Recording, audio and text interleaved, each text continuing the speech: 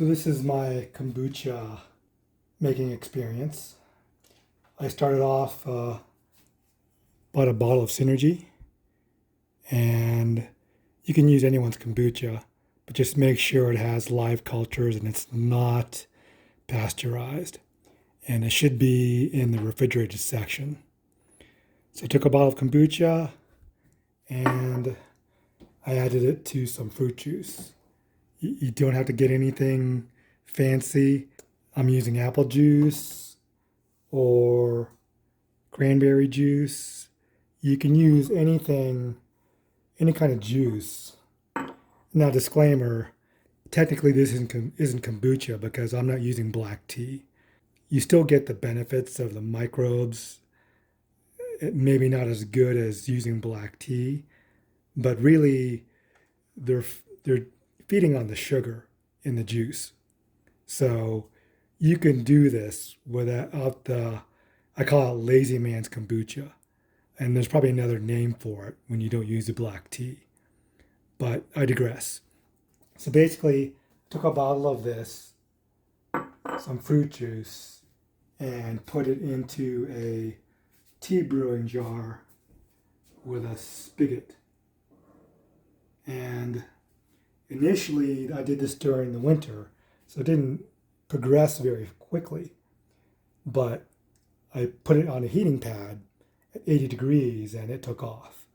And you can see here, this is my Scoby hotel. And this is where I keep my liquid for making future batches. And once again, I might get beat up by the kombucha Gestapo. But you see a white gelatinous layer at the top. That's a pellicle. The pellicle and the liquid are both scoby. You can think of the pellicle as a super colony of scoby. Both can be used to make future generations of kombucha, but most people pride themselves when they have a nice looking pellicle like that doesn't have mold on it. I'm not going to get into that. I'm just going over the basics.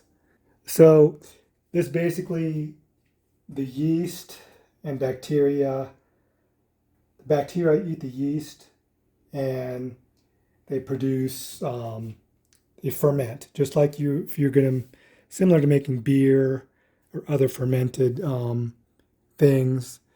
It's all based on live organisms. So this turns into vinegar, and it does form some alcohol, but it's like 0.5%. And this is called first ferment. Once you have first ferment, you can siphon off a liquid, which this spout makes it real nice, and you put it in a bottle. You can add sugar or fruit, and you need these bottles with the rubber stopper at the top. They're really nice because you can burp it and release excess pressure. But you know, your initial first ferment isn't, you don't have it enclosed. You have a loose lid so the carbon dioxide can escape. At second ferment, when you add additional fruit or sugar, so it ferments further, you're capturing the carbon dioxide, and that gives it its fizzy flavor. So this I had been drinking for the past couple of days, and it got down to here, and I just simply added more fruit and more liquid from here. And you think of this as a Scoby hotel, this is like a Scoby house. I can continue making kombucha just by leaving a little left over, not drinking it all, and just adding more liquid and fruit. So I've replenished this tonight, and it might have some carbonation, but you hear that? Still has some fizziness to it. So this batch I had to put in the refrigerator, or the freezer rather, because This has been bottled for like 3 or 4 days, and the pressure's built up.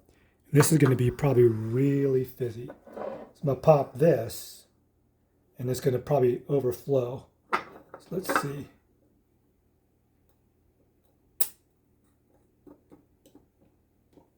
Thankfully it hasn't, because it's been in the freezer, so the carbon dioxide's not as pressure. But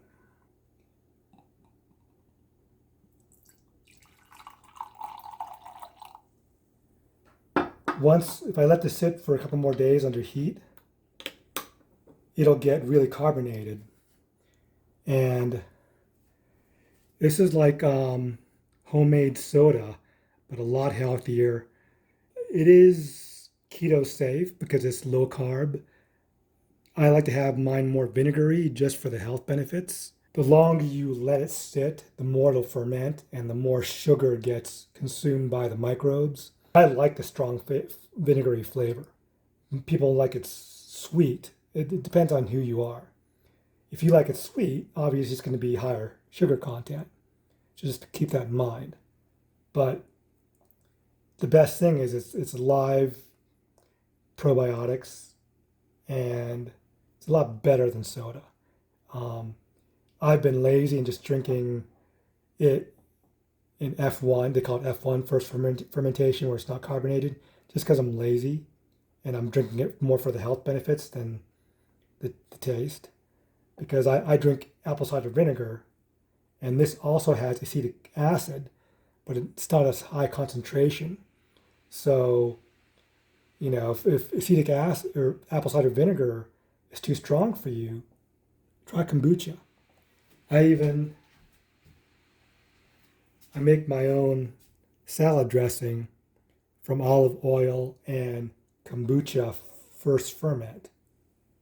And so that's for my friends have been asking, how you make kombucha. It's really simple. Once again, I'm not using black tea, and you might get picked apart for not using black tea, but you really don't need it. As long as you have some kind of fruit juice, you can just even just use sugar water. And you can flavor it with whatever you want. I've had raspberries, ginger. I just added banana to this, blueberries, and it tastes great. So that's it. That's my kombucha experiment. Thanks for watching.